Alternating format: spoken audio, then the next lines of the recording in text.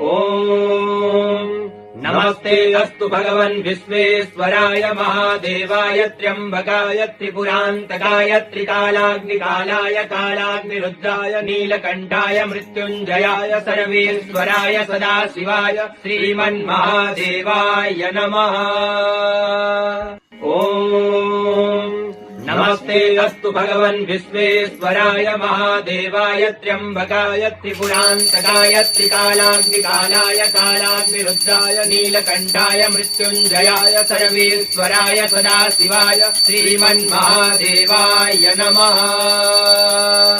ॐ नमस्ते अस्तु भगवन् विश्वेश्वराय महादेवाय त्र्यम्बकाय त्रिपुरान्तकाय त्रिकालाग्निकालाय कालाग्निरुद्राय नीलकण्ठाय मृत्युञ्जयाय सर्वेश्वराय सदाशिवाय श्रीमन्महादेवाय नमः।